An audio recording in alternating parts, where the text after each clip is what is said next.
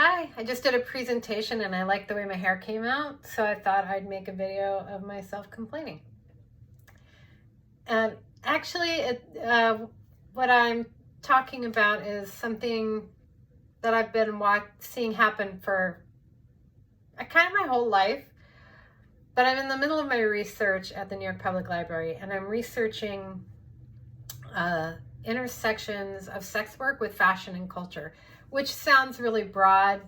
I'm writing a memoir, and I'm fact-checking myself and looking for context for a lot of the things I observed about clothing, and adding some historical background to a lot of the things. Like, I'm going to touch on blue laws, and I'm going to talk about all kinds of gender and queerness and all these fun things. But I've been a sex worker activist. I'm not really one now. I'm more of an advocate because I'm not engaged directly with a lot of the activism, but I support it.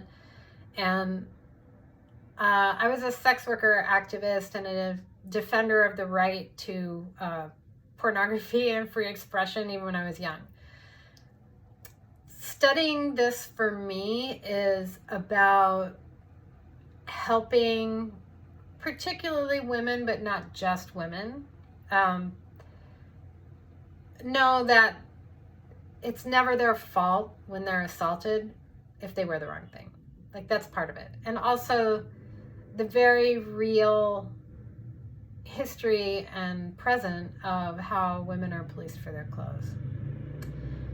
So as someone who's, a motorcycle.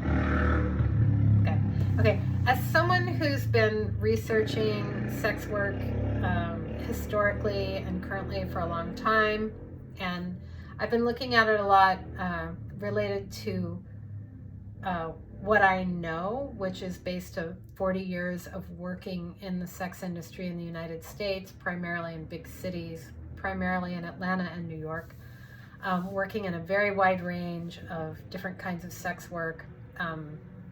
So the majority of the time in strip joints or working as a dominatrix, but lots of full service, peep shows, porn modeling, porn, just all kinds of stuff.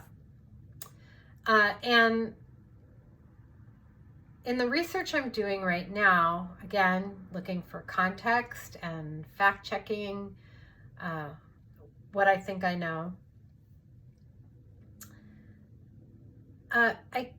I keep encountering something that was really painful for me when I was a full-time activist, which is people who are doing anti-sex work activism in the name of a particular group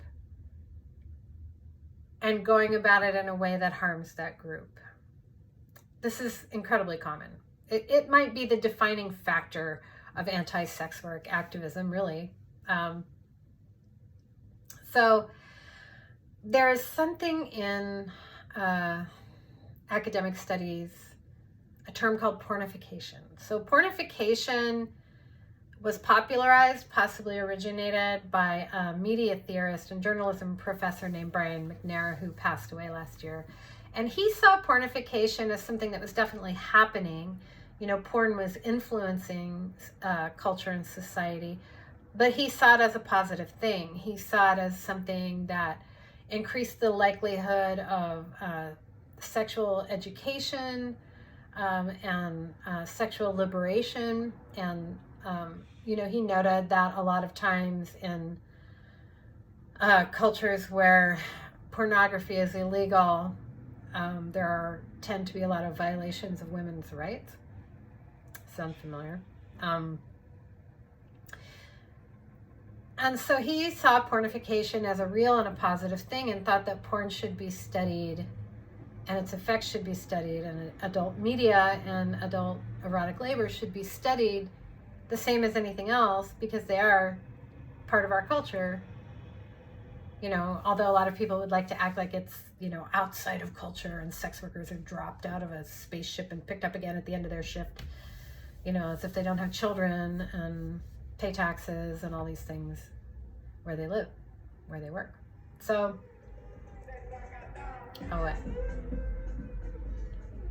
Okay. I live in a great neighborhood, but it's very loud sometimes. You can hear sirens and things. So Brian McNair talked about pornification. However, over the past several years, the term pornification has taken on the connotation in academia of something negative, like the idea that women are being more sexualized and that porn is increasing the likelihood of women being viewed as subhuman and as deserving of assault and rape, and also endangering children and making it more likely that children will be trafficked. This is what some people say pornification leads to. So I'm reading these things because, you know, it's a big topic in my field, and I'm curious to see what they say, and I wonder if there's something I'm overlooking.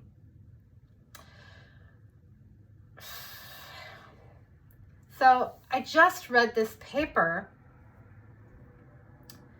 in a book by someone who's very, that was edited by someone who's very opposed to pornification. And in the paper, they do almost all the things that drive me crazy in anti-sex work activism. It makes me spin out.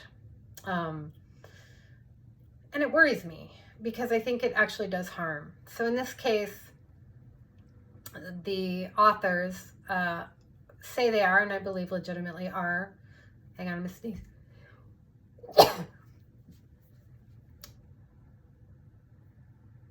Legitimately are concerned about child trafficking. And I think this is something, I can't imagine the lack of humanity you'd have to not be opposed to child labor and sexual exploitation. It's beyond imagination that it's hard to believe it goes on. It's so horrible. But there it is. And, you know, they want to fight it. And boy, yes, let's fight it. You know, and some of my work is about that. There's some really amazing organizations like the Global Alliance Against Trafficking in Women that are really doing remarkable work. So, but this paper is not that. So this paper is, they say that they're looking for signs of child trafficking and advertising on Backpage. And if you know the history of FOSTA SESTA, you already know where this is likely to lead. If you don't, I'll give you a link to what all that's about. So they're researching, they say, and they go into the Minneapolis section of the escorts and pull 20 ads with photographs. And they intend to use the photographs to demonstrate signs that trafficking is occurring, the trafficking of youth is occurring, the sexual exploitation of underage people is occurring. So first of all, they say that they have no experience. They don't talk to any sex workers, and they say that they say in the paper that this is a problem, that they haven't talked to sex workers, but they're using their knowledge of trafficking, which comes from the Polaris Project. And they name some studies that I know have been debunked, like the one about the average age of a prostitute being 13, which has been debunked. And again, if you doubt me, I'm happy to give you a link to some very excellent scientific approaches to that statistic. This paper is not scientific. So they're looking at the ads, and they say they're choosing ads that state that the worker or the model in the image is 18 or 19, because they think that's most likely to indicate child trafficking. And if they had talked to a sex worker, they would have known that most sex workers, when it comes to stating their age, are much more likely to lie down than up. Lie down. Than to say they're younger than they are, than to say they're older than they are. Now, I honestly, I don't mean to trivialize any of this, but That's the reality. Any sex worker could have told them that. And then they comment that the women's faces are hidden and that this is a sign of trafficking. And that may or may not be the case. But I know a lot of sex workers who hide their faces in their ads because they don't want to be recognized and they don't want their faces to be known to police. They don't mention anything like that in this paper. They don't mention that as a possibility. It's a sign of trafficking that the women's faces are hidden. And how do they know this? It's what they think. It's what they assume. And they say over and over that, it's a small sample and we don't know this and we didn't talk to these people. I'm like, this is not research. It's not research. So I keep saying so, and I wish I wouldn't, but there it goes. So I'm reading this, and again, remember that their stated goal, which I believe is their goal, is to reduce the amount of child trafficking going on in the world. And what I want to know is how misinformation is going to help, right? So there's sort of a statement that, we know our methodology is bad, but we hope to inspire people to do better research. And the topic is so important that we're doing it, even though we know that our methodology is not really sufficient to make conclusive statements. And I'm like, this isn't anything. If anything, it's harmful. If anything, it's misrepresenting what to look for, right? Because they haven't talked to trafficked people, and they haven't talked to sex workers who aren't trafficked. They haven't talked to either one of them. They've read reports by people whose organizations require their research to support their thesis in order to continue to get funding.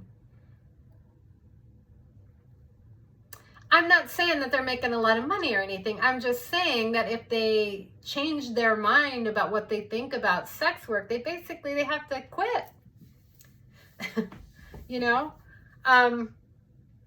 There are anti-trafficking organizations who don't assume that all sex work is a form of violence and not a form of labor, or who see the bigger picture of, even if sex work is problematic, why it exists, why people do it, and what has to be addressed in order to do this. But the authors of this article do not even seem to realize that any of these workers are avoiding the police.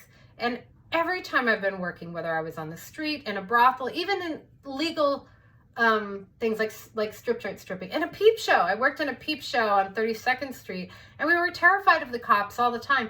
We're trying to avoid cops all the time.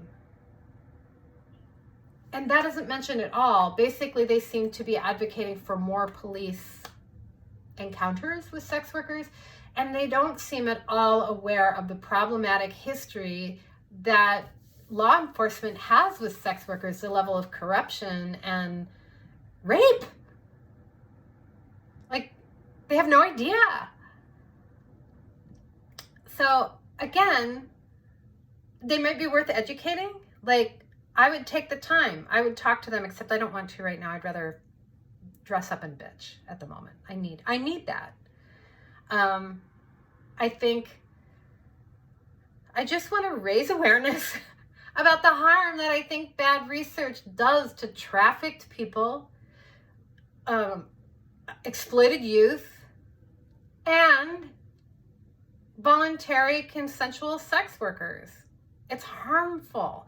And so I want people to consider this when they're doing research, that it's not enough to be opposed. You have to really know what people are doing. Now, of course, trafficked people are also often avoiding police, but that's because a lot of them are they're undocumented workers. They can't go directly to the police because our policies on immigration are so bad, right? So there are a lot of problems to be addressed.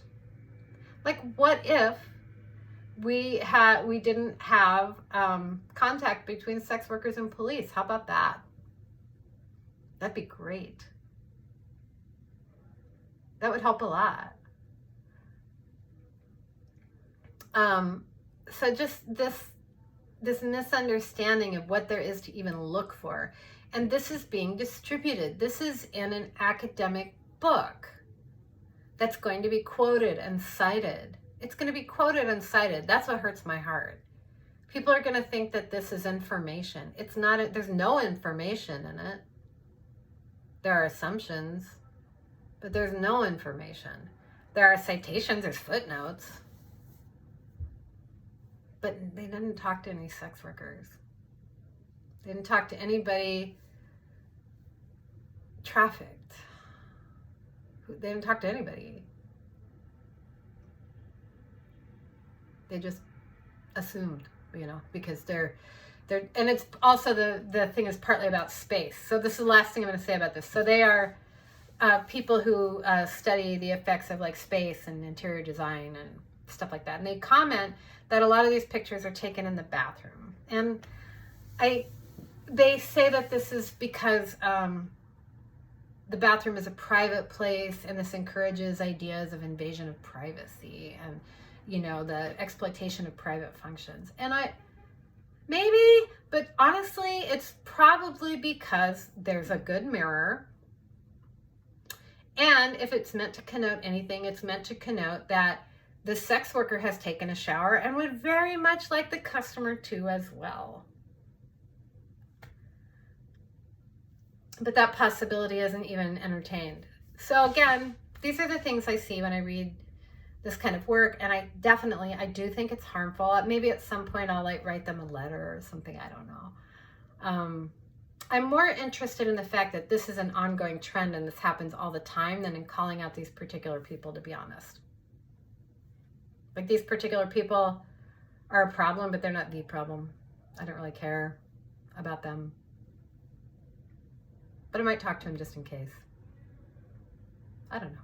But I'm talking to you. So that when you read this stuff, you can see all the holes. You can see that it's not really research and it really doesn't prove what it says it proves. That's all. If you have any questions, let me know. I'll answer the best I can. But, my research is really at this point, my research is really about culture. Because I think culture is a site of a lot of forces for both good and ill, but also a place where the contributions of sex workers, not just to fashion, but to our understanding of the world in general and to aesthetics and concepts of beauty, deserves to be recognized. And that's part of humanizing sex workers and showing their value. So that's really what I'm working on right now. I'm really not working on arguing with anti-trafficking people. But even in this strand of research, there they are. So, yeah. All right, well, take care. Thanks for listening to me rant for almost 20 minutes. It's what I do. Look at am I cute? I'm wearing, this was my mom's shirt, right? I borrowed it from her in 1977 to go see the Ramones. I liked it so much, I asked if I could keep it, and she let me, and I've still got it. Have a great day, night, whenever you're watching this.